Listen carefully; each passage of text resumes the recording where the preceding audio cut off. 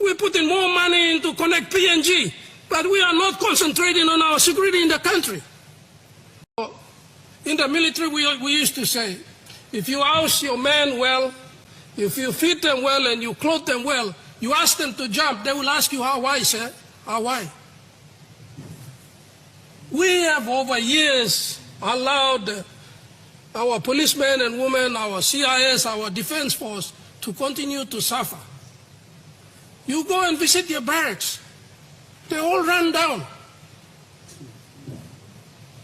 Their pay condition, their uniforms, they are supposed to wear 3 pairs of uniform. And you expect them to perform their duty. And I tell you, they will give you 0. They will give you 0 because you are not looking after their welfare. You deploy the policemen to the islands, they leave behind their wives and children. And when they are up there, they don't have money to give back to their people. Desala dinau, among taxpayers by buying. The danger of debt sitting off the books cannot be played down. Our problem is at micro level, and that's implementation. We cannot continue, this government cannot continue to table record budget after record budget and continue to fail at the micro level. This is problematic. How do we know? Of Section 226 of our Constitution, as well as the constitutional provision that we utilized yesterday to get police to come in, Section 204 of our Constitution, to get defense to come in to assist our police in the call-out. We thought these are sufficient for the moment. We have over 1,000 men from Defense Force ready on standby to come in and work under state of emergency laws within the next 14 days to step in wherever necessary to contain any situations that may arise going forward into the future. Peter O'Neill, thanks for joining us.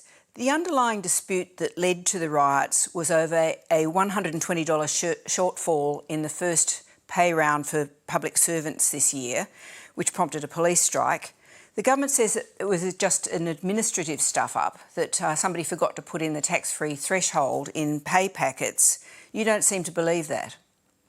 Well, everybody in Papua New Guinea don't seem to believe that, and not only me, but we all know that in the last budget that was passed in November 2023, there were certain changes to the tax regime that governs the salaries and wages tax.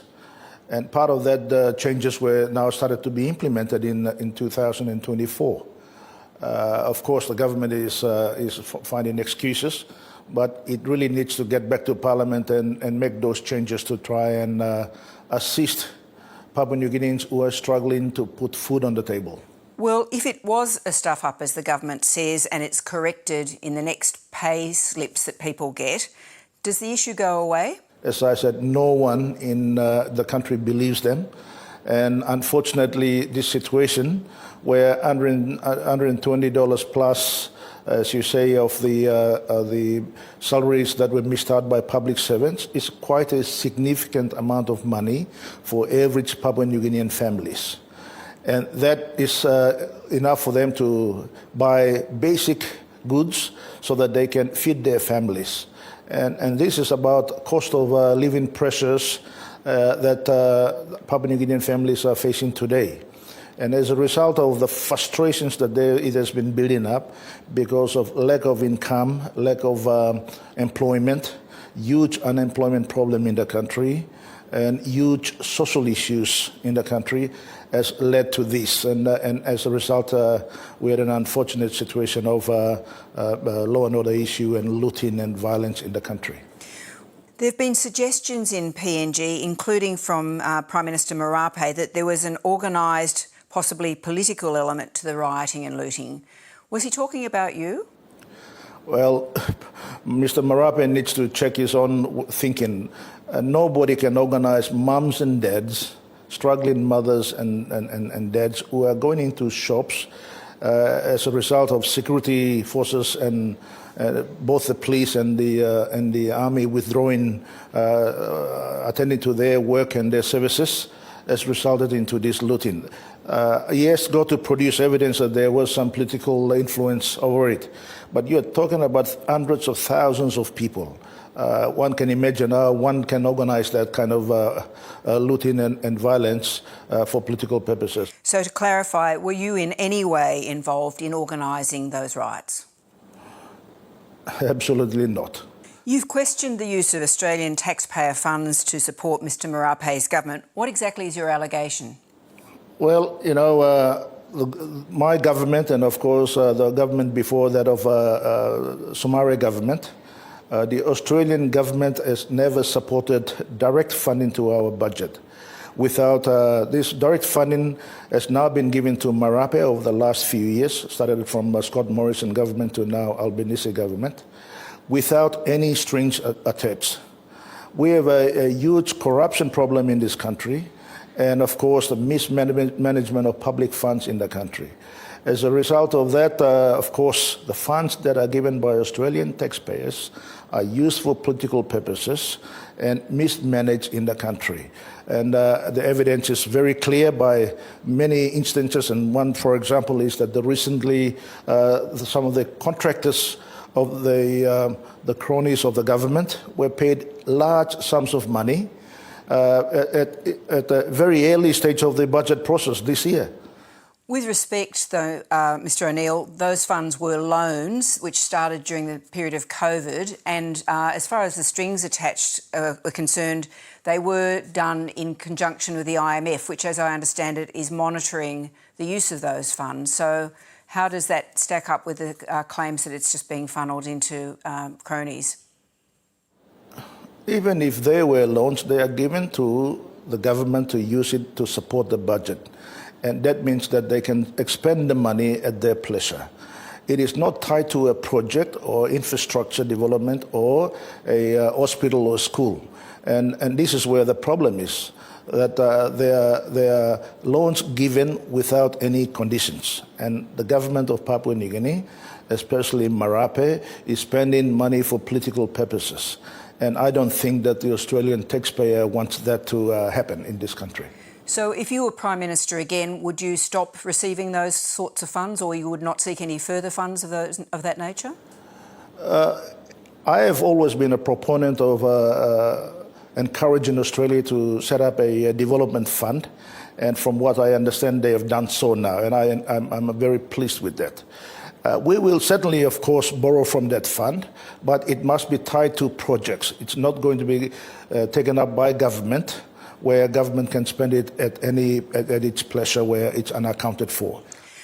There's an 18-month grace period after an election preventing a vote of no confidence in PNG. In Mr Marape's case, that expires next month.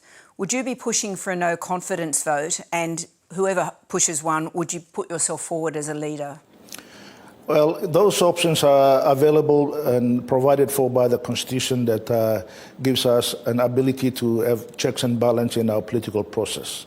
But the vote of no confidence is a matter in which the Parliament can move. And, of course, that grace period expires on the 9th of February, and Parliament resumes on the 13th of February, and it's entirely up to the leaders. Whether I put my hand up as an alternate Prime Minister or not, it's up to the members of Parliament, and we will continue to have those discussions. Well, you're facing criminal charges over the Royal Commission findings. You gave false evidence over a multi-million-dollar government loan loss on an investment deal. Would this hinder your chances of returning to the Prime Ministership? Well, as you know, that the government has spent millions and millions, I think it's over 50 million kina worth of funds to try and put up a commission of inquiry. Largely the commissioners and largely controlled by Australian professionals who have carried out very extensive research and, of course, conducted the commission of inquiry, which found nothing wrong with the loan arrangements that we got from UBS to fund a purchase of shares in a publicly listed Australian company. Now, the reference you're making to criminal charges, of course, since leaving the Prime Minister's office in July in 2019, I have been subject of many charges, and I have, in fact, won every one of them. There is no merit to the criminal charges. It is politically motivated, and I intend to defend myself, which I'm doing so in court. So I'm a great believer in our judiciary system, and they will make the right decisions after the court hearing. Peter O'Neill, thank you so much for speaking to us tonight. No problem. Thank you, Laura, and thank you for the interview. Thank you. A spokesperson for the Department of Foreign Affairs and Trade said this evening that Australia's lending to PNG supports reforms to put the country's budget on a more sustainable footing and is unrelated to any political developments.